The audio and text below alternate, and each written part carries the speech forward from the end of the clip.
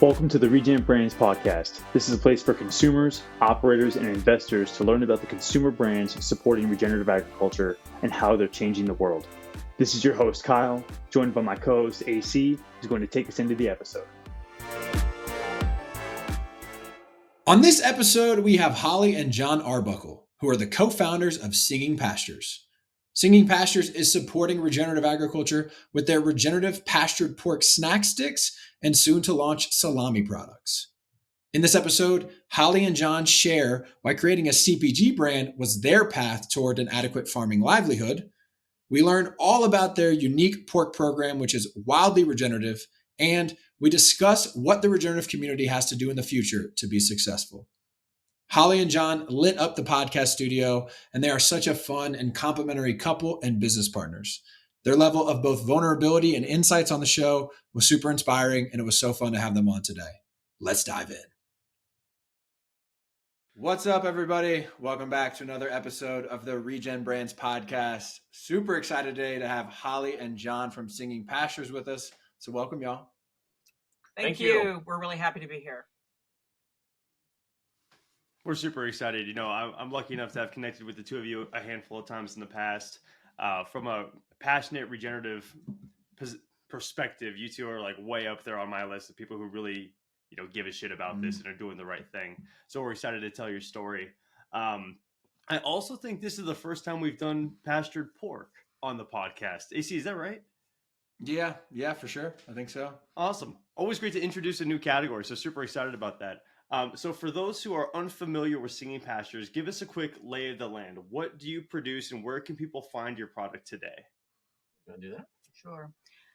So we are a CPG brand, and we're doing our hero product line is Rome Sticks, which is a pasture-raised pork snack stick. So kind of following the whole grass-fed beef trend, there were a lot of snack products in grass-fed beef, not so much in pasture-raised pork.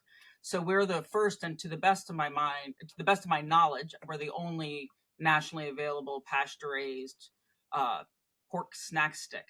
And then we're also launching a line of salami right now. So we've got a couple of flavors of that are coming out in the next couple of months. And you can find us on, We've done third-party e-commerce. So we're on Misfits, Imperfect Foods, and Thrive, our biggest channels. And of course, our website, Amazon, and then a handful of independent grocery stores. But we're aiming to get into select regional grocery brick and mortar stores in the next 3 months. So more on that later. Yeah. Heck yeah. Love it. And heck yeah, is a big fan of the meat sticks. Yes. This is by far the best regenerative meat snack on the market. So no offense to any other regenerative meat snacks. I've had them all. This is by far the best. This product is phenomenal, amazing, fantastic. All the other words that we can use to describe it. So I can't speak highly enough to the product quality and the flavor and everything. Y'all are just knocking it out of the park. But take us back to how this started, right? I believe it started with really selling regular pastured pork, not in a CPG product, and then kind of shifting to CPG. So I'm sure, John, maybe you'll take this one, but just give us the origin story of how this all came to be. Yeah, well, I mean, the whole story starts out kind of a long time ago in that I grew up raising pigs and beef cattle and row crops with my father and my grandfather back in the Midwest. And we raised, I spent a lot of my youth raising pigs, and this was a very conventional farm. It was a lovely place to grow up. It was also very conventional. And when Holly and I got married and we decided that we were taking the reins in a different location, but we were going to take the reins, we really, really wanted to stick with meat. We love livestock. They say that all teachers have a grade, that really is their sweet spot. And for us, it's always been livestock. We've always wanted to be livestock producers. So I guess that's how we started. We started out just, selling a lot of our own pork, going to farmers markets, distributing to restaurants, taking to grocery stores and all that, doing our own distribution, starting out very humble, very small. And eventually, we realized that, as Holly said, I came back from one of those conferences and I saw that there was that the world was essentially swimming in grass-fed beef sticks. There was just a lot of very crowded space. And don't get me wrong, I love grass-fed beef sticks, But having a little bit of variety, especially if people are having these things on a daily basis, being able to mix it up and having a bacon snack stick, to complement that or go along with their turkey or their chicken, meat snacks, super important. So we saw an opening in the market. We realized that I had experience, raising pigs, and super, super, super wanted to go. This was before the word regenerative was really out there, was really part of my vocabulary. Right. But we really got it. We just called it rotational grazing, 15 years ago. And we really, really wanted to be watching pigs eat as much forage as we could and recognizing the effect that had on the land.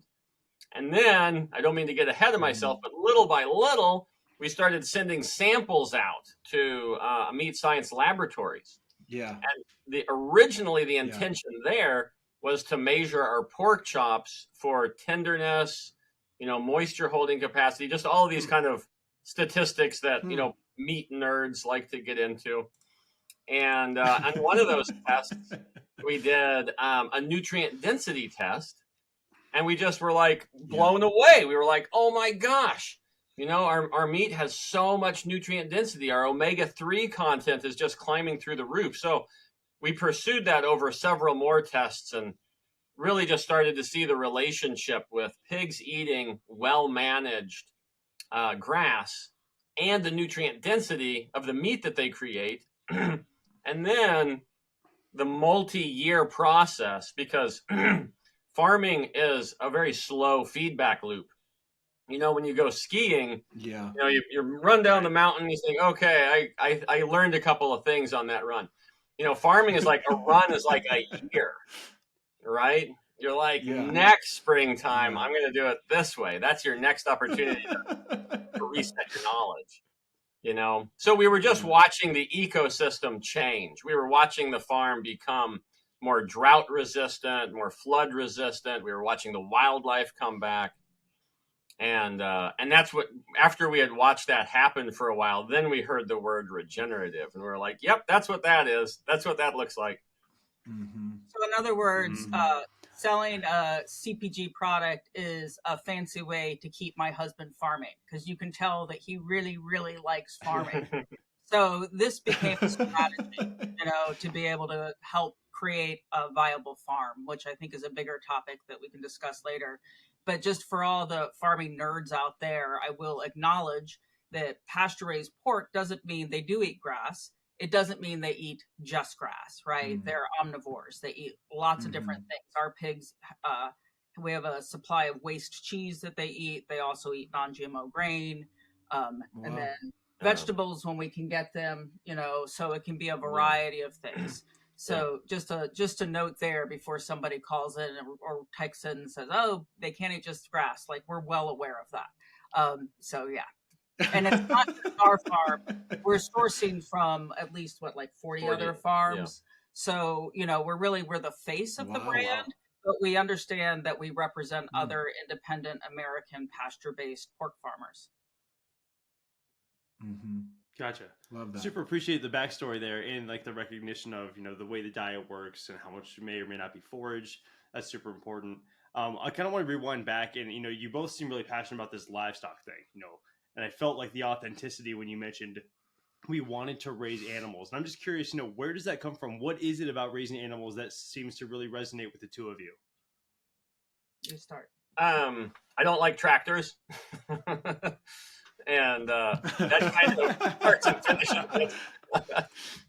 My father was brilliant at mechanically fixing things, and running a row crop operation, conventional farm, there was a lot of machinery involved, and there's a lot of maintenance on that machinery. Somehow that skill set, just like a rock skipping across the water, just skipped over me.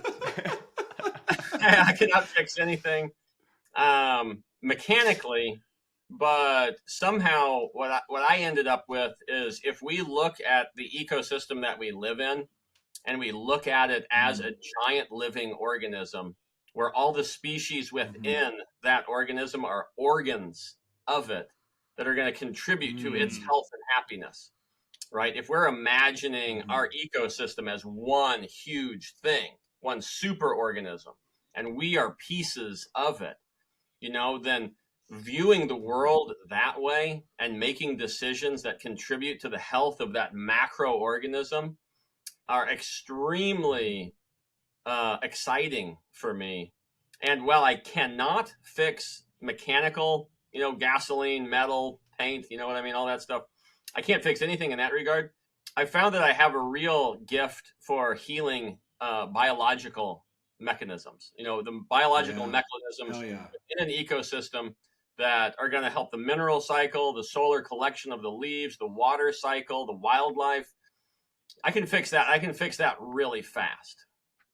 Yeah. And I can't fix it with a tractor. I fix it with animals and electric fence.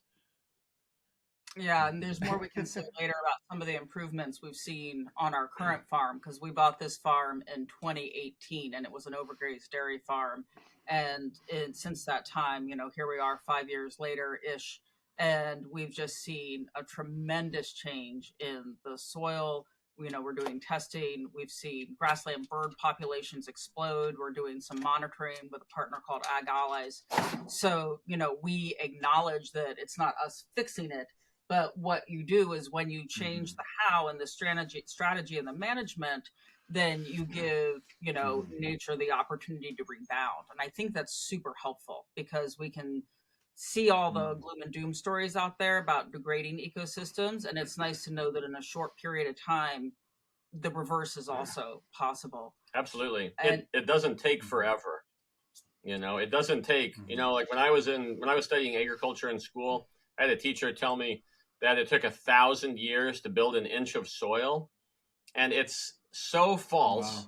In our ecosystem, it's so false. Yeah. It's not a true statement. We can build it. I don't know how long it takes, but it's really fast, and it's also this kind of like self-defeating philosophy. If it takes 1,000 years, what's the end result of that culturally? We all decide that we cannot positively affect change. We can only negatively affect change. And that is the wrong attitude. That is the wrong mindset. Farming is biological time accelerated. We can build soil. I mean, we can just keep stacking it up. Yeah. And Kyle, I want to get back to the first part of your question of what brought me into it, because John is a 9th generation farmer. I am not, but I'm a mom and I have a master's in acupuncture. So I was practicing acupuncture and working as a health coach when we were farming and we were selling locally to restaurants and farmers market, that whole world, right? And he kept coming back from various livestock events where they were talking about the soil microbiome. So those of us that are a little bit older remember that, like, the gut microbiome in humans didn't used to be a thing, and now it's a big thing, right? So as he was talking about this, it was part of my similar journey about like, wow, that's the same thing we're finding out in human health. So that was my entry point in, first with the nutrition, because I think all the parents out there are very concerned about what they're giving their kids. And then on top of that, when we went on to study, because we studied with Soil Health Academy, so Ray Archuleta, Gabe Brown, Alan Williams, and then we went on to study with Savory Institute also, is that the compounding effect is realizing the ecological services, all the benefits that come from doing farming different.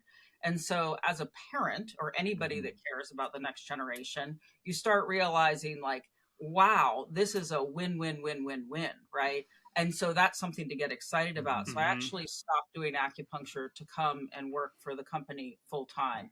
And I am the CEO, and John is our founding farmer and primary farmer. I'm the assistant pig keeper some days when he needs help. And get really excited. It's quite the job sometimes. I only go when I'm asked anymore. I used to do more, but now it's like I wait for the request. But if we need help on a certain day, some pigs are out and we need to round them up. Several pigs escaped the other day, and I was like, honey, you put your boots on. We like to joke, or we used to more, back. We used to joke more in the past. We used to say that the pigs are so free range, we can't always find them. Well, I want to I want to make sure we talk about all the different agronomic strategies and the really unique system that y'all have built, because I think when folks think about pigs, they think of a destructive animal, and what you've proven is that when managed correctly or differently, they're the exact opposite. But I want Holly to expound on one thing on the commercial side before we go into the agronomy, which is, why did you see the need from a viability standpoint to go into CPG? Because I think that's a contrarian take that we certainly have, right? The importance of CPG and this whole monetization and commercialization of regenerative agriculture that people kind of disagree with us on. So why go away from the kind of direct marketing, food service, farmers market into CPG? What was expound on that for us, Holly? Yeah, I mean, I think the first thing I would say is that if you are in a place where you can buy direct from your farmers, do that. That's the best thing to do. And similarly, if you are a farmer and you are in the correct zip code and you can make a living and support your family and have some money for college for the kids and retirement, and you're making it, I would only say more power to you and do that, right? So I just have to acknowledge that we weren't making it financially when we were doing just local farmers markets. And it was in 2014, 2015, when I was talking to a friend of mine that worked for Farmer to Consumer Legal Defense Fund, which is a great nonprofit out there, like fighting for farmers. And she pointed out that it's like 82% of income on small farms in America comes from off farm. So he's working, she's working, whatever combination of the family, right? And so I think that it's really important that we tell the truth in agriculture, because a lot of times, and that's not just like little niche farms, that's also conventional farmers. Like it is a tough business. And it's really important that we support these people, because food isn't something that we need once in a while, like a DJ once a year. We need it every single day. And I think that too often we have like educational groups and, all these wonderful things that are trying to promote the method of the message of agriculture. But we got to take it one step further and figure out, how are we going to take care of these farmers? So Anthony's heard me talk about this before. I'm pretty passionate about it. But for us, it was a way. We were living in Missouri at the time at our previous farm, and it was a way to get our product to the populations of people that would enjoy them and want to buy them, right? So we were never going to get the premium price point and the throughput where we were. So my analogy is, you can make more money selling beer than you can selling hops, right? So we decided that we wanted to take that step. And I think other farms should consider, it's a windy path, but should consider being stakeholders in consumer packaged goods, because otherwise we're always at the mercy, right, of somebody else and the downward pressure on price point. So we really need a seat at the table. So our way is just to declare, we're going to do this. And then it's been a long journey since then, and we're still on that journey. Does that answer your question? Yeah, that was amazing. Thank you. What else you got? Yeah, for us? I'm struck by a couple things.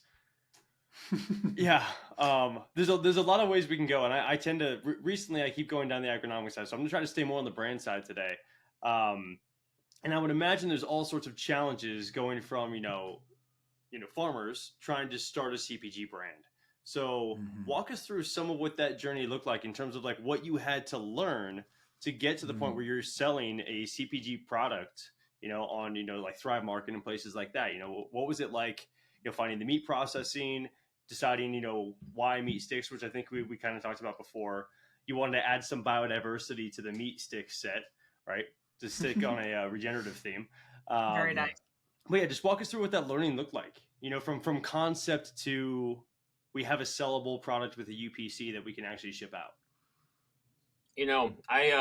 I get kind of philosophical with very little provocation. So I'm gonna go off in that direction for a minute. But the chief asset of any company is not their inventory; it's the people, and specific to the people, it's what's in the people's hearts, right? What's in the people's hearts? What do they want with their heart and soul? And moving forward to what they want with their heart and soul in a high integrity way, with discipline, is extremely important. And I say that there's the 3 C's, courage, commitment, and creativity.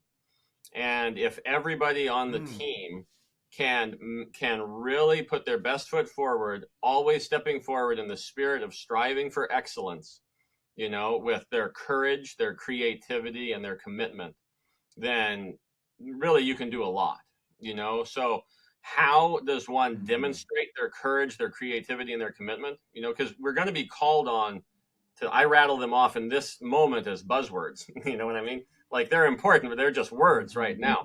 And you really don't have the opportunity to demonstrate them until you have some pressure, and when you demonstrate them under pressure, that's when you pass. Right. So I would say that as far as myself goes, I didn't have any business experience whatsoever.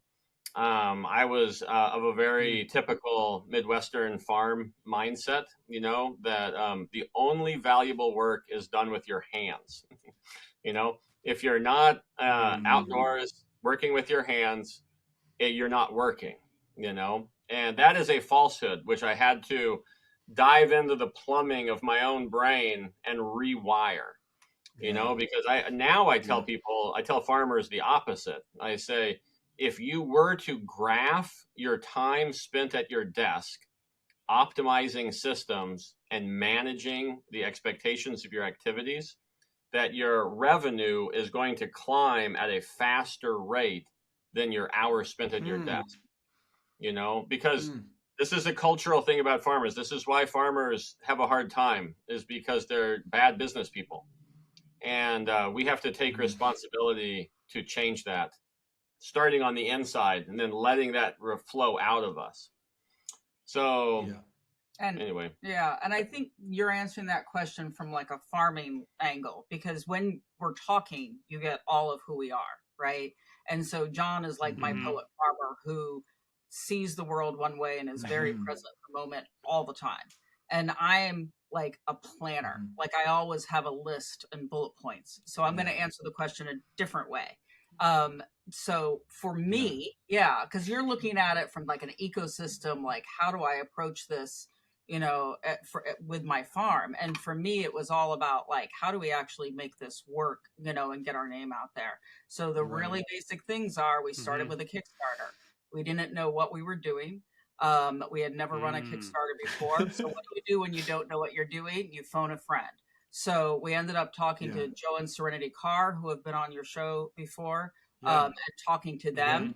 And they gave us some ideas. It turns out that a friend that I taught school with, his name is Dan Bastian. He and his wife started Angie's Boom Chicka Pop Popcorn. So I called Dan and I was like, hey, Dan, how do I do this? Right. So we just started making those calls and connections. Like, if you come into our world, like, and you know more than we do, we're not the founders that are going to be like, I know what's best. We're the founders that are going to be like, hey, can I have 15 minutes of your time? And like, most of the time, people are willing to share what they love and what they've done if you're respectful. So what I would say, the self-made man is a myth for a lot of reasons. Like, but especially even if you look at it in terms of community, like, we all get advice and guidance, and I can say that has been a theme. And, from your perspective, like, how did we get to, how do you get on Thrive Market then? How do you get on Misfits? Some of it was just good timing and luck.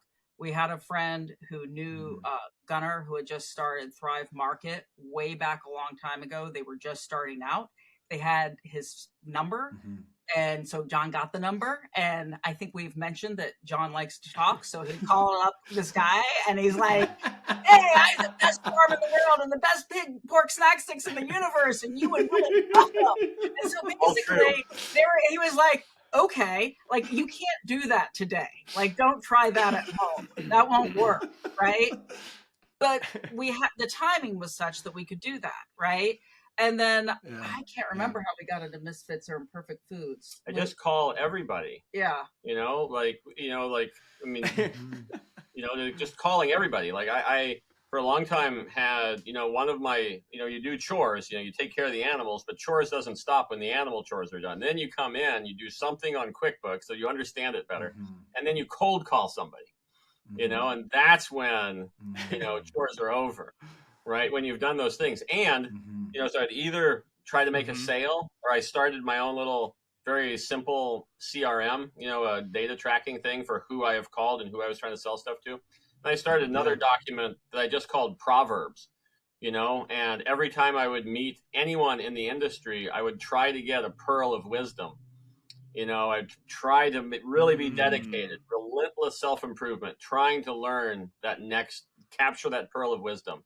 And now this Proverbs document is like 10 pages long of like one-liners that are just, every one of them is a lifesaver.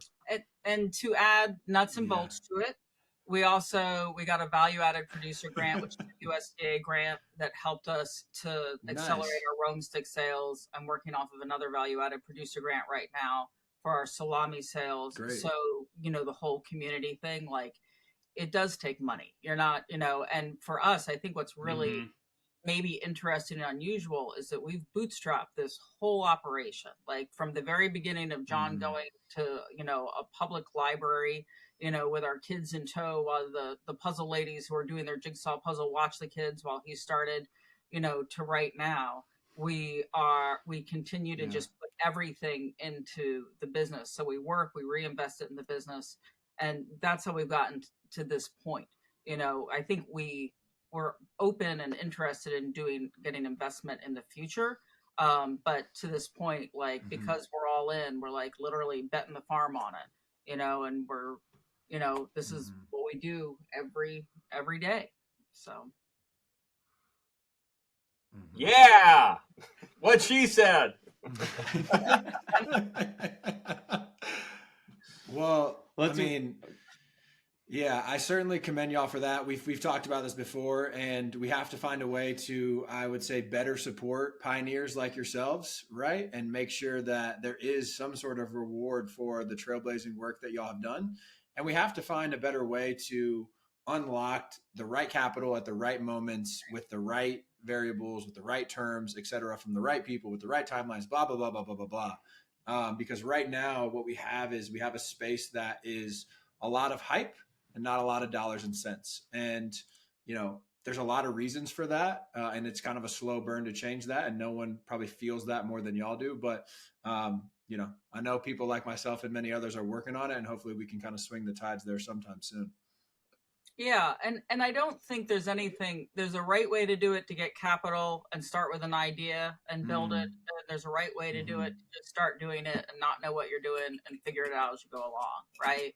So our path has been slower than, say, like Joe and Serenity have done a fabulous job. They went big, and our path has been a slower path. And, I think from our perspective, that's just what needed to happen, because we were farming the whole time. And I think that it's a kind of an issue in capital too, right? Anthony, you and I have talked about this, is like patient capital, right?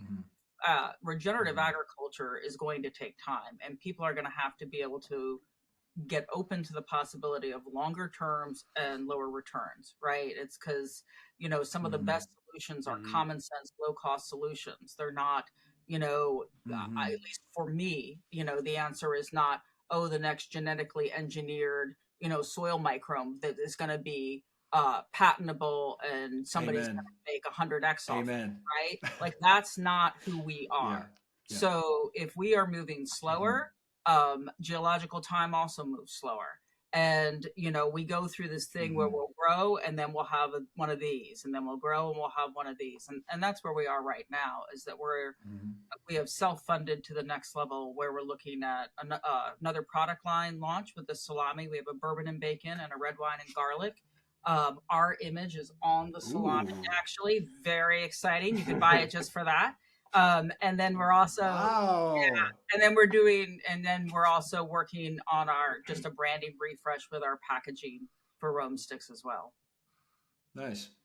Yeah. Nice. That segues nicely into a question I wanted to ask about. And this is going to be a two-part question. There's a lot of people doing pastured chicken these days. There's rotational grazing in cattle. Tell us a little bit more about how pigs impact the environment in a different way than those two more conventional meat channels. And then two, like, how are you telling that story as a brand? A meat stick is a really slim piece of packaging. Like, how are you getting that message out to your audience? Yeah. So how does the animal affect the land?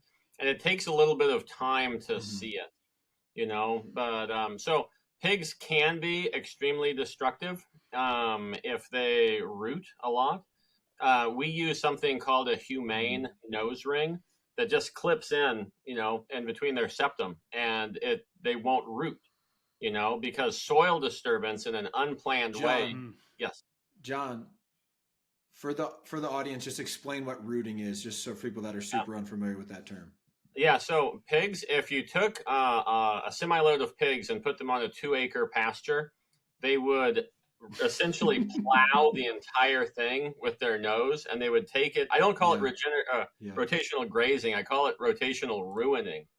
You could take a beautiful 2-acre grassland and turn it into a no man's land from the trenches of World War I, just pure mud.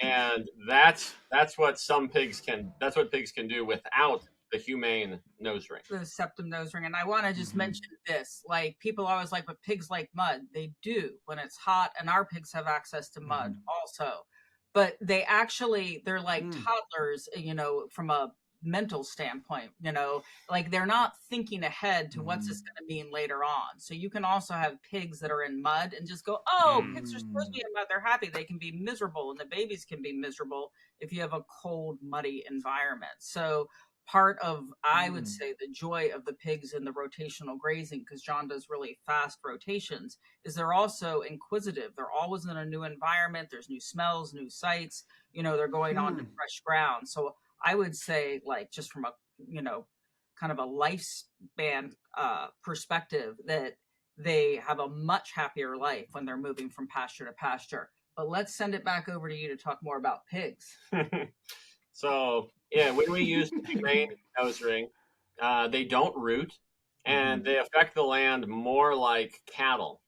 Cattle can be kept tightly bunched and continuously moving. We call that biomimicry, or farming in nature's image, where a lot of the grasses that we're grazing co-evolved under the evolutionary pressure of a large grazing animal, right? So the grasses actually require the grazer in order to stay healthy. And so what we do is we regraze our paddocks after they have regrown and are starting to show a seed head.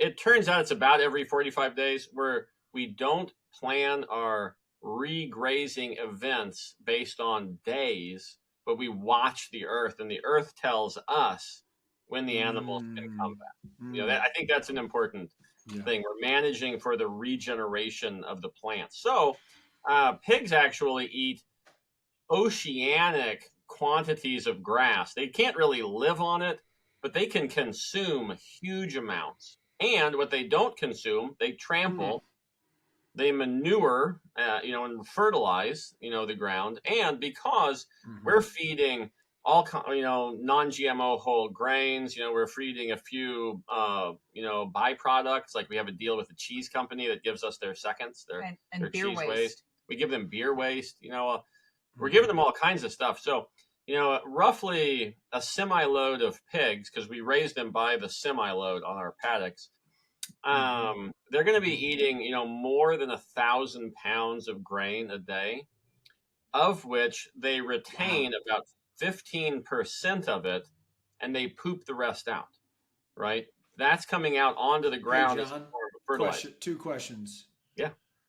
How many pigs is in a semi-load? And then 2, when you feed the supplemental feed, are you bringing the pigs elsewhere and feeding them in some sort of like vessel? Or are you spreading that food out in the pasture? Those 2 questions are coming to mind. Yeah. So what we really want is something called animal impact. Oh, I'm going to rewind. The quick answer is I load about 135 pigs onto a semi. Okay. We call that a pot load. I don't know where that word comes from, but that's what a pot load is a full semi load of pigs or cows. And we pick that number because we want it to be really low stress.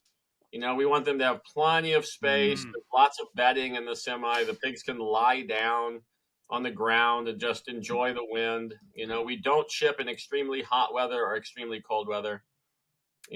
So anyway, the pigs are comfortable in that, and we don't go for 100% stocking density of the trailer. We go for about a 85% stocking density. So that's how many pigs are in a pot load, a semi-load. What was the other question? What makes it how do you bring the supplemental feed? Like, do you feed it elsewhere? Do you put it in the pasture? Like, how does that work? Yeah, we bring it to the pigs. We have a great big wagon that we just call the chuck wagon, and we drive it out there, and then my son or interns or our farm manager will bring them whatever that day's prescribed quantity is, and we are rotating them. I don't know. The whole farm is a little bit less than 200 acres. There's about 22 paddocks. We just always keep them moving. And there are these shade structures that we built. If you've seen shade structures, for cattle, we made our own. And they're 20 foot by 30 foot rectangles with greenhouse cloth over the top of them, shade cloth over the top of them. And every 36 hours, we move the shade structures. We feed the pigs right in front of their shade structure. And then in this particular model, most of the time in the summer, every Friday, so once a week, we'll move the pigs to the next paddock. So what that means is they're usually hanging out by the shade. They're not going back to where they've grazed and manured already. And they're not just like kind of frivolously like running around the whole, 5-10 acre, temporary pasture.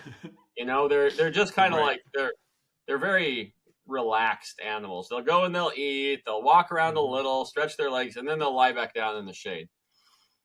So at the end of a grazing event, a prescribed grazing session, it'll look like a rolling pin went over this, 10-acre square.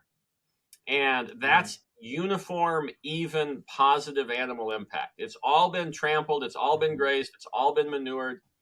And then we move them just right over the electric fence. We open it up, they run through on their own accord. We bring the shade structures, we bring their water tank, and they just run right on through. And then they're in the next one.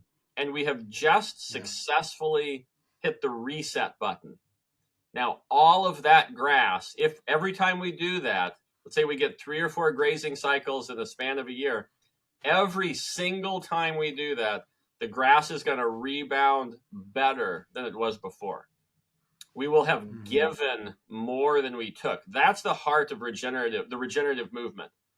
Whether it's in your human interactions, your human community, your co-manufacturer, your packaging people, your truck drivers, if you have to be giving them more than you're taking from them. And it doesn't always have to be financial, just making sure that people know that you care about them, sending them cards, sending them t-shirts, stuff like that, making sure that people feel that they are a respected and cared for piece of the puzzle.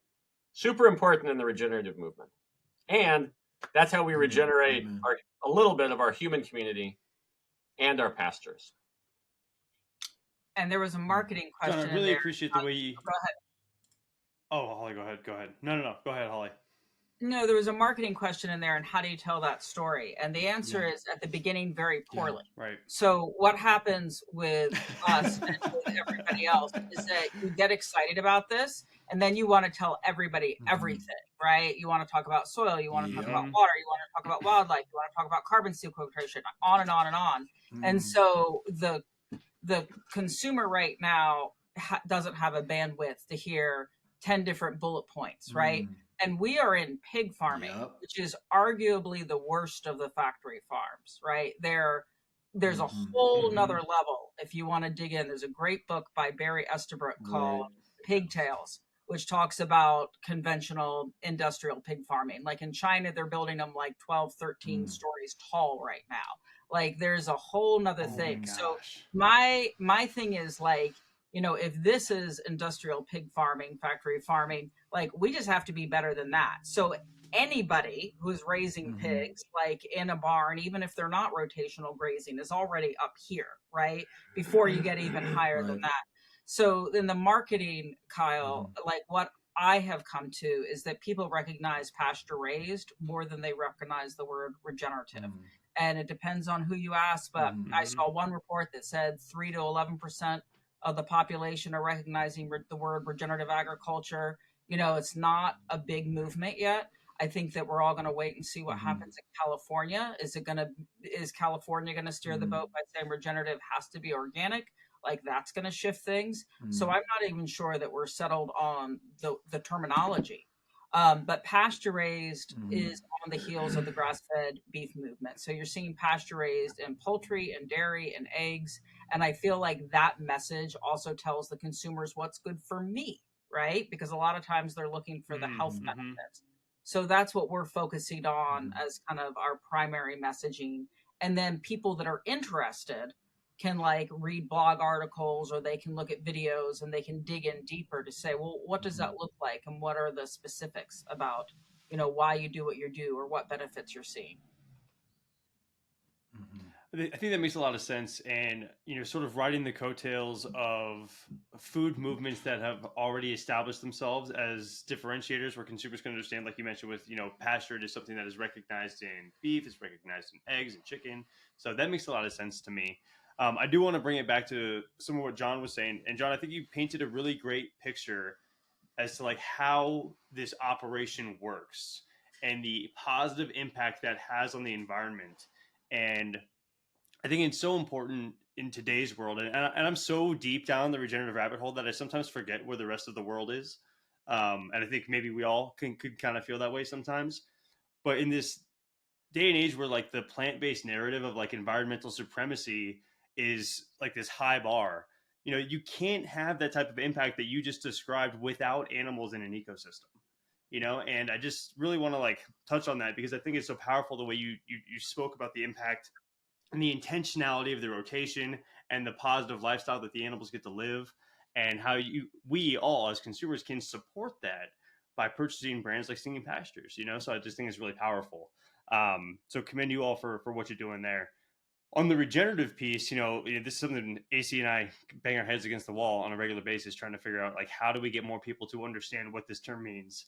How do we get more people on board with the same messaging? And for anybody in California who's listening, who may or may not have a say, like, I think we all strongly feel on this that regenerative should not be tied to organic for a variety of reasons. So I guess not to put words in your mouth, but how do you two feel about the certification space today? And where would you like to see the term regenerative go? That's a great question. So I don't have a super firm answer. The jury's still out for me on that one. Other than, if we're very simply put, if regenerative is giving more than we take and it's watching soil and ecosystems heal, right? That doesn't have to be organic, I wouldn't be able to utilize all of the byproducts, of the beer. There's a craft brewery that's like literally like 400 yards away. It's the only business close to us. We get like 12,000 pounds of barley from them every week. That would be going to the landfill. Incredible. If it's not organic, it is non-GMO. And the pigs love it. I feel so excited to participate in that kind of circular local economy. Same thing with the waste dairy that we get. It's not organic, but it's, same thing. There's like 16,000 pounds a week that we're able to feed, between, barley and dairy, and then just the wonderful real world of our ecosystem of acorns. We planted 300 apple trees, for our pigs, just oceanic quantities of clover and green grass. Like we're getting them fed to a pretty high degree on all of that. We would have to, if we certified organic, we would have to stop those practices, allow all of that to go to the landfill, and then truck in organic feed from God knows where. I don't see. It's probably grown in a monoculture, right? Yeah, and in Iowa, I'm having a hard time seeing like how is that in my case, how is that better? I don't think it is. And, people like Gabe Brown, like they have traditionally not been organic farmers. Gabe Brown is a larger scale row crop and livestock producer in North Dakota. And he has been sequestering enormous, quantities of carbon without being organic, So that said, I like to add one more little sidebar to the story, and that having grown up on a conventional farm where large quantities of chemicals were used, personally, I am very adverse, to the use of those chemicals. Like, whether we're organic or not, we will never, ever, ever use pesticides, insecticides, herbicides. That stuff is really, really to be avoided at all costs, because it's the farmer that receives the biggest dose. And if I may share, if this isn't too much of an overshare, on a little bit of a personal note, my father was a chemical applicator, and he was diagnosed with Parkinson's at 47. Okay. Wow. So there are 111 independent studies that correlate glyphosate, the most popular weed killer out there, that correlate glyphosate with Parkinson's. So we'll never really know how much that played in. We kind of have to make a little leap of reasoning. It certainly seems like there's a lot of data that supports that when someone is a chemical applicator and they get a Parkinson diagnosis at 47, that there's probably a correlation. So I just share that for everyone out there. If there are conventional farmers listening, get rid of that stuff. I love you guys. I care about you. I want to give you a big hug. I don't want you to get Parkinson's at 47. Right. And I'm aware of the kind of contradictions of what we're saying, because on the one hand, we don't use chemicals. Our land is certified organic, actually. And I often buy organic food, right?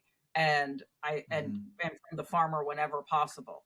So, and then on the other hand, I think that the concern that we have when we zoom out is that if it all becomes just about organic, large scale organic can use an awful lot of tillage, which is not what the soil needs. And that we need to remember that tillage is as bad or worse than chemicals for soil health. And so that's one thing. And the other thing is, if we have to make big moves for millions of acres, soon in the next 20, 30 years, we need to have a path to move people that direction. And to try and go straight to like best case scenario, might be a jump that actually, while it feels like that's what we should do, my concern is that would actually slow down the movement.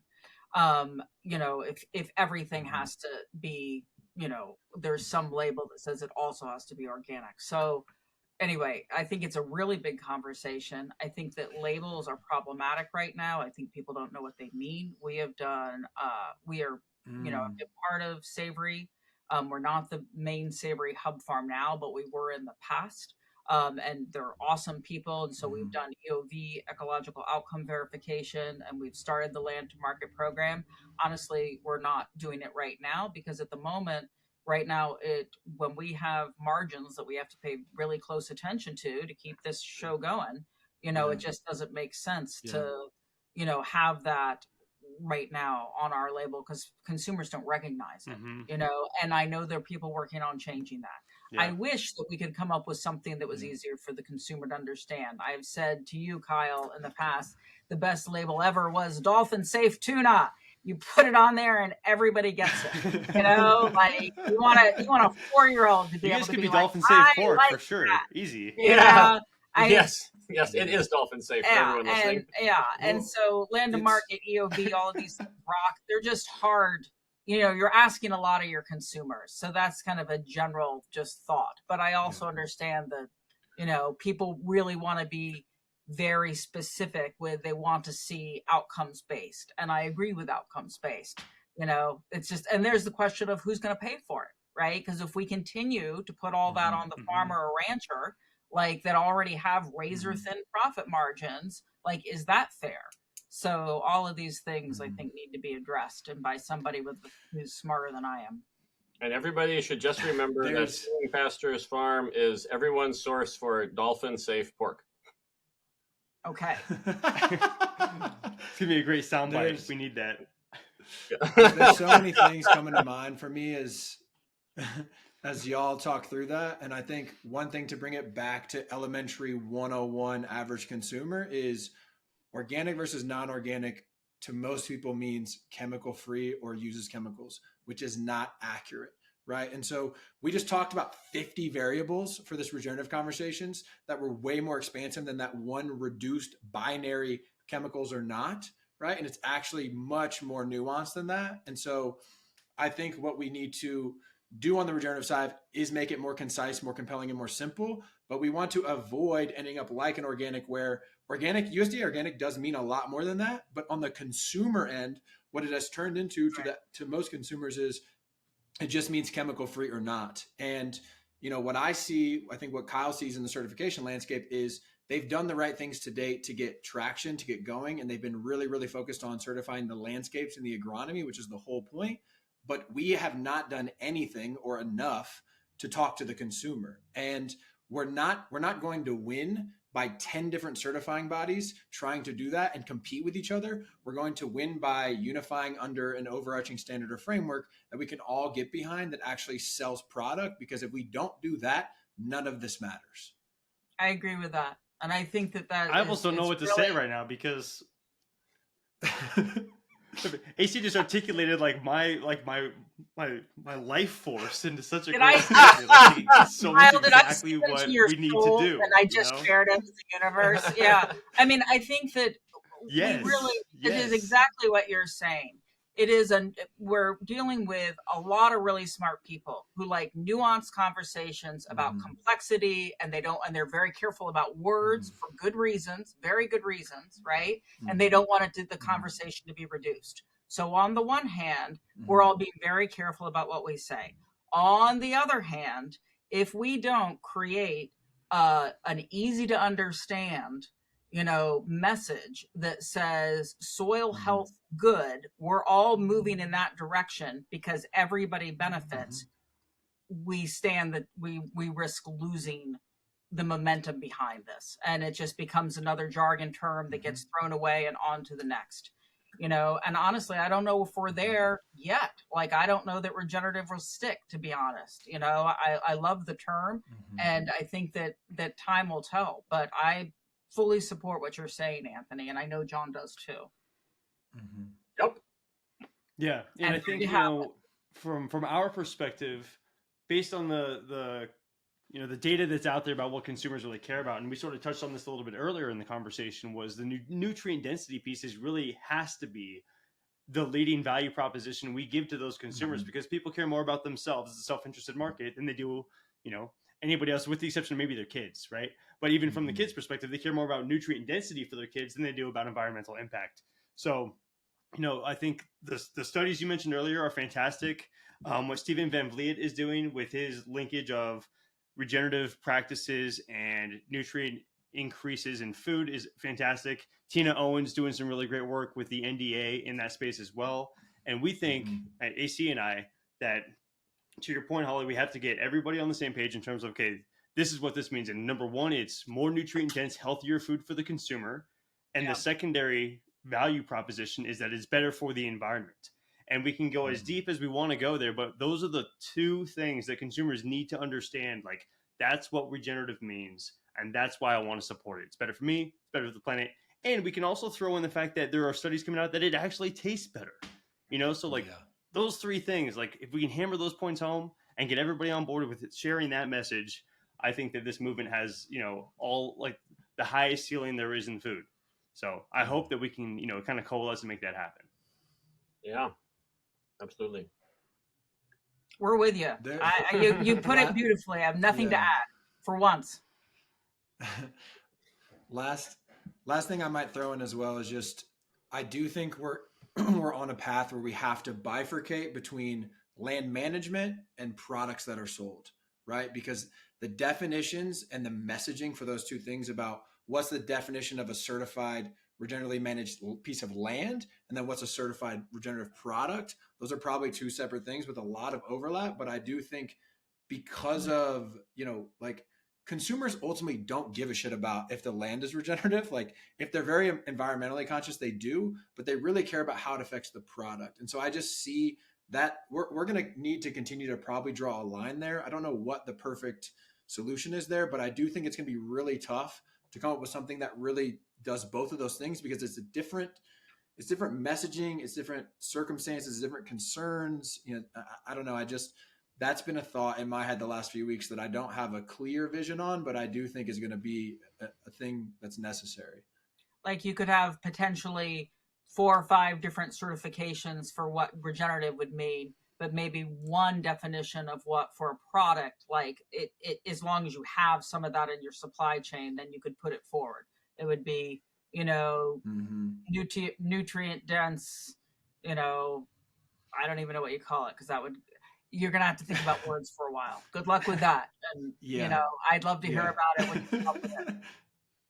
But I get what you're saying, something that's easier for the consumer to understand. And then you can really have a lot of details in how you work with the farms and the supply chains to show that. And I understand why people want proof, right? Because we've been duped many times in the past, and that keeps going on, so it's tricky, Yep. All right. John's giving me let's go on to the next question. I mean, we could probably spend, I don't even know how much time talking about the certification landscape, but let's bring it back to the brand and talk about, you mentioned the salami is coming out soon. I want to talk more about the future. Like, what does the future look like? We've mentioned there's 40 different partner farms. So future of Singing Pastures is about expanding into more, new product types like the salami play. Is it about growing distribution? Is there, a goal to partner with X number of farms over a certain period of time? Like, what do you all have in mind for the next 1, 3, 5 years for Singing Pastures? Well, if one of our big goals is to help to repopulate the American countryside with ecologically sensitive, regenerative, pasture-based family farmers, then we've just got to keep that, on our radar. The farmer population of rural America has dropped. We would really like to see that rebound. The way we'd like to help it rebound is by providing a market, at a fair price to farmers who are creating what we want. That's, I stepped out of my role as chief operations officer recently. We hired someone, we gave them that title, and then I'm the chief impact officer. So that means a variety of things. One of those things is, are we successfully executing on our mission statement? So moving into the future, we just want to do better and better and better at making the world a cleaner, greener, cooler, more inclusive world for everybody, with regenerative agriculture as the medium, as the vector that helps make that happen. Right. So chief impact officer, I wear my hat, in that capacity, part of the time. In terms of the mechanics and the logistics of how to make that happen, we do a lot with online wholesale right now. We're going to keep on doing that. We'd like to push our e-commerce, our direct to consumer more, and see how that goes. And then we have an incredible sales team, seriously, like the dream team, of sales and marketing on our board of advisors, who just does a lot of great stuff with, grocery distribution. So we're getting ready to turn them loose, here at, about end of August or so. We're going to Expo East. So that's going to be our first trade show. And then from that, we're going to be looking at select regional grocery chains. And so that is still unfolding. But I think that is like, while, I wouldn't have known when we started that we would have ended up where we are right now. Like everything has changed. And I think maybe that's one of the benefits of still being a small company, is you get to pivot really quickly. We pivoted when COVID hit. We were going to go into grocery stores, and guess what? They stopped taking new products because they were just trying to stay in stock. So guess what? We're not doing that anymore. We totally changed game plans. So for the foreseeable future, we're working on the product launch and getting into regional, brick and mortar stores and our D2C, our direct to consumer. And, that's enough for us right now. We're going to take this on for the next couple of years, see how how it goes. We want to increase our sales, and then we'll circle back around possibly to talking to investors. But I feel like until we show our next steps and we grow more, it's not the right time for us, like right now in this moment. So I want to see what we can do. And, I have no doubt that we're going to get up every day and do this, because this is both of our full-time job. It's our farm. We use the farm as collateral for the business, and that's just the way that it is. And a lot of businesses do that. I've talked to a lot of people and they've said, yeah, we had to do that too. So we're still in the story, right? We're still in the story of like working our way through, but we're really committed. And people like our product because we focus on taste, we focus on nutrient density, and then, then we back it up with and this is why it's also good for the land and it supports family farms. And now I'm learning to stop there and not to tell everybody every last detail about why they should every single time. Yeah. Unless they really want to hear it, then you can just call me and ask. Yeah. Which is why we do podcasts like this. You can share every detail you want. I just want to make a very personal product request. I eat almost no pork unless I know where it comes from, because it's such a tough industry, right? So I eat Singing Pastures. But because I don't eat a lot of pork, I don't eat pepperoni anymore. Traditional pepperoni. I've had to switch to turkey pepperoni, which is just not the same. So would love to see at some point in time a Singing Pastures pork. I don't know if that's a collab with beef or not, whatever that looks like. But if you guys came out with a pepperoni, my God, I don't even want to think about how much I would consume, because it would be great. insane. We will really think about that. We will work on that. And in the meantime, our son slices up the red wine and garlic salami and puts that on his pizza. So that can be a stand-in until we launch the pepperoni. But we'll circle up after this podcast and we'll start working on that, Kyle. Hey, and I hope I'm not the only one. Hopefully that's a viable market. I'm just throwing it out there. Just it's a great idea. It's a great idea. Yeah. So I think that we always love the pro bono product development consulting. It's a lot of things just happen out of conversations, right? Like little details, things that stick with you end up making a big impact in your life. And some things that you think were going to be big things fall through and they never happen. So life is like a story, right? With all these little details of like, oh yeah, this person said something to me once, and now I really acted on that because that really stayed with me. So we appreciate the feedback always. Right. Totally. Could be the first pastured pepperoni out there. Yeah. I think it would be. The Holly, you also mentioned potential brand refresh or revamp is coming. Is that going to be before Expo East, or just want to clarify that? I would clarify that I would love everybody to come see us at Expo East, and we're doing a brand refresh. And so we are working diligently every day to get everything lined up to go in that direction. So, I think that it's mostly about clarifying the message. And we're putting our image on the carton and on the salami, not because I actually am from a generation that the whole selfie thing and like looking at yourself makes me a little physically ill. For me, I don't like it. However, people will respond to photos before they respond to words. So we have our photo to say look, and then there's some pigs in the picture, just kind of in the background. It's like this is what a family farm doing agriculture the right way looks like, right? And I feel like that is important that we convey that. And then we have, we farm like the world depends on it because it does. And I honestly feel that way. This is important, for our kids and our kids' kids, they are depending on us to switch agriculture. It's not some airy fairy idea. We got to make some moves now, and so we feel obviously very passionate about this. And I think that comes through, in our products and in what we do.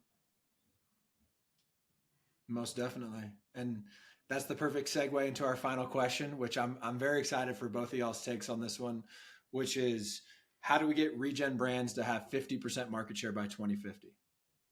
Mm-hmm. You want to start out? Oh, I can. I think that the obvious answer is always, you educate consumers and then consumers make different choices. But I have something to say about that. Like we were really in the local food movement in the 90s. And I think in the 90s, we thought like everything was going to change through local and regional agriculture. And I still support local and regional agriculture. But having lived in places also that are low income places and rural places, like, it's not all going to change through that. Like that works, as I said earlier, which is a quote from Will Harris, actually, if you're in the right zip code. And so while I think that consumer choice is really important and education is really important, that's not the silver bullet answer, and I've thought about this a lot in terms of policy also, because we didn't end up where we are by accident. We kept giving more and more power to larger and larger agricultural corporations. And then we set up laws to reflect that, to reward that. So the single, it's all profit driven, nothing else matters, right? Labor doesn't matter, fair wages doesn't matter, environmental doesn't matter. And so I do think we're going to need policy to change things. But where I'm coming from with that, having thought about this both in healthcare and big agriculture and big chemical farming, lots of different things, is that we really need to get back to this idea that we have to separate out the corporations and the regulatory agencies, because when they are one and the same, they're going to make laws that serve them, right? So before we can even get to, well, we should do this policy or that policy, we need to move toward teasing those things out, that the corporations are not controlling, the regulations or the safety standards, right? Because a lot of work could be done in all of this. And so I would like to see the regulatory agencies move toward in protecting the consumers. And somebody out there is laughing right now, like that'll never happen. But we have done it better in the past, and we could do better. And so that's I guess that's my thing. But without going into any specific policy, I think that would be my starting point. And then I think you'd see more people saying, yeah, like, we're worried about diabetes and obesity in this country, and we need better food. Let's support that. Let's not subsidize, a diabetes epidemic. So that's my answer. What do you think, John? What do I think? I don't think much about policy. Man, that's great. A little outside of my world. I'm aware that John's going philosophy. I know where John's going. Everybody look out! No. So I have, I guess, 4 things. One of them is I would like, we can make our farming systems on a small and medium scale more sophisticated without making them more complicated. So just being good managers of our farming operations, and that oftentimes requires hiring an accountant, or having somebody. So, farmers really, it's very relaxing to do, to do the minimum wage work. It's really relaxing to clean out the barn, but most of the time the farmer needs to be exercising a greater degree of leadership in the management of the farm. That usually means hiring somebody to do, a farm will have some minimum wage work.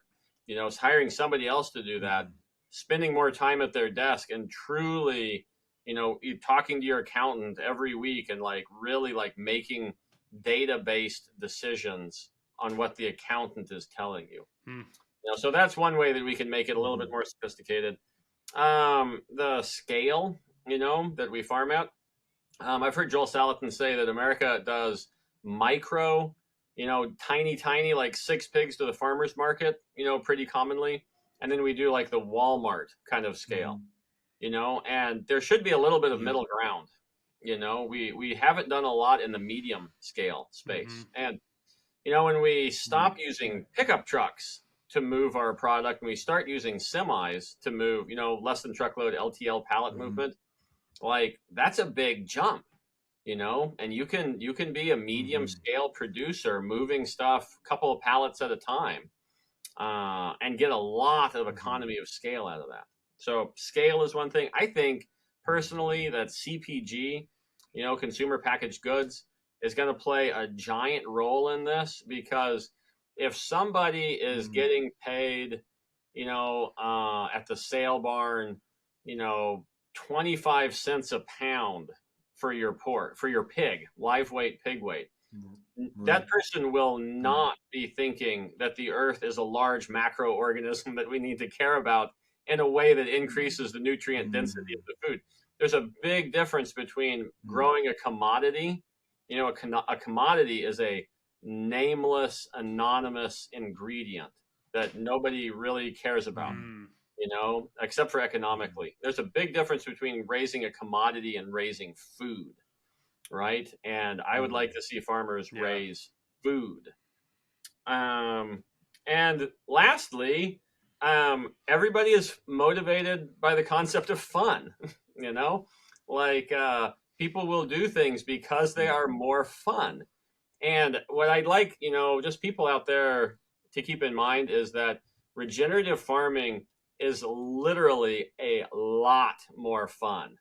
After being someone of, I probably had 2,500 hours driving tractors before I had a driver's license.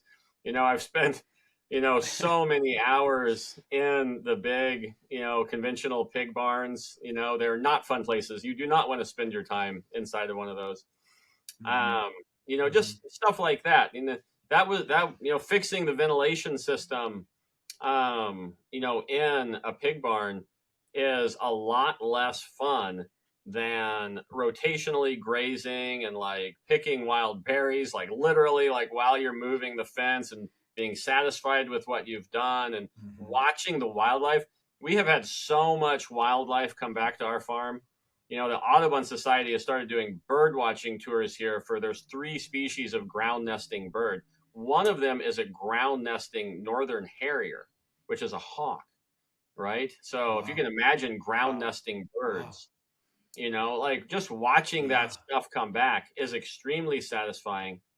But where CPG comes in is when you get out of, the pig barn model, selling at the sale barn, or, selling a commodity, you'll have to move into the CPG space, like what they did for bananas, there was like fair trade, for bananas. Like, we're trying to introduce that concept into the world of pork. Like, we'll be paying farmers a fair price for their pork, and that's going to pay them for their time.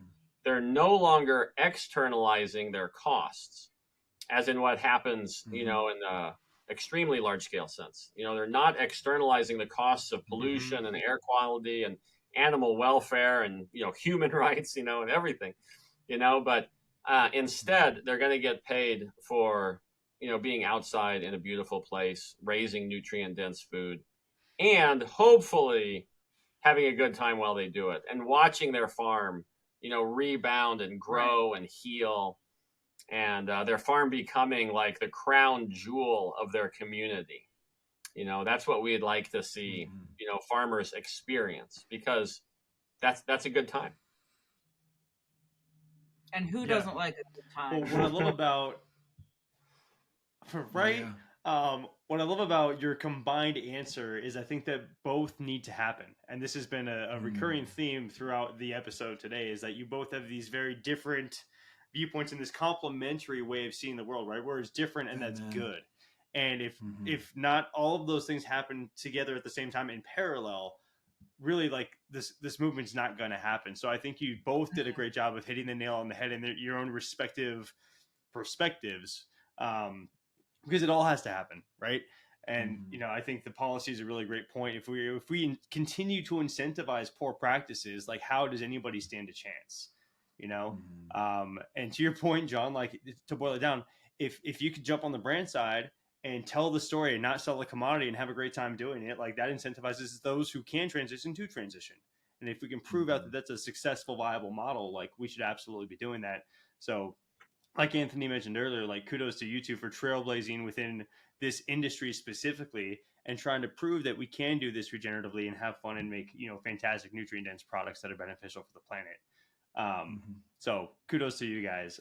Also, we had mentioned DTC and e-com a couple of times. Want to make sure that those who feel called to support Singing Pastures after listening to today's episode know where to find your product. It's just singingpastures.com. Is that correct? Correct. Singingpastures.com. Okay, awesome. And then you mentioned Thrive Market. Okay, Misfits go to Thrive, Market. just search Singing Pastures. It'll pop up there. Okay, Yep. Misfits. Singing Pastures on Thrive, Perfect. Misfits, Imperfect Foods, Amazon, and then we're in select independent grocery stores, but it's just here and there. We're not in any established chains yet. So we'll talk about that. Hopefully in the next 6 months, we'll have a different answer for that one. Awesome. So that was amazing. That was one of the best answer we've had to that question. One thing that came up for me that I just wanted to share was we also need to spend our energy on the right things, and we need to define the correct enemies. And what I mean by that is Bayer had this big event last week where they called regenerative agriculture $100 billion opportunity, and they came out with their own definition. And then Yara did the same thing last week, right? And it's like, those are our enemies, not the other sub $10 million CPG brand that has a different regenerative certification. That is so dumb that we're trying to infight about that. And I don't think there's a ton of that, so I don't want to paint that picture. But I'm just saying, I do think collectively as a group, we need to all come to the table virtually or in person or whatever and say, hey, these are enemies and this is what we're going to spend our time fighting, because it is going to be a fight. We need to have the fun piece. We have all those pieces that John just mentioned, but there is hardcore grassroots policy, economic, dogfight that is going to occur. And so that comes up for me a lot, where I just want to make sure we're calling that out appropriately and spending the right time and energy there. That's absolutely true. I mean, we know a bunch of other brands, and we don't see other brands as our enemy, even if they're in the same space, if they're trying to be regenerative. Roam Free was on your podcast. We've talked to those guys because obviously there's a commonality in our name. And, we worked it out that we were like, we want to see you succeed. You want to see us succeed. We're in different proteins, right? So I think that we can do that by being human and talking to people and having those relationships, right? And when people say, oh, there's this other pig farm, are they better or worse than yours? I'm like, buy from the other pig farm. It's not me against my other local farmers. It's all of us against Smithfield, right? And so I think we need to keep coming back to that point. But it's really hard to do because it's so much easier for people to focus on who's right here next to you. Because Smithfield's behind closed doors and a barbed wire fence somewhere, So, but, I totally agree. We need to keep bringing the conversation back to, what are we really fighting, right? And how do we get on? We need to move the needle on every level, on policy, on, personal farmers, being inspired by my poet farmer over here and sharing their inspiration of what brings them to life fully. Helping consumers to understand that there are better choices out there that are more in line with their values. It goes on and on and on. And there's a lot of energy going in that direction if we could just somehow bring it together. So we're going to be looking at you guys to do that. We'll be here tending pigs. No pressure. All right. Thank you guys. This was fantastic. Thank you so much for joining us. Yeah, thank you. Great. Appreciate your time. Yeah. Hey, ready? Thanks everybody out there. Mwah. Love ya.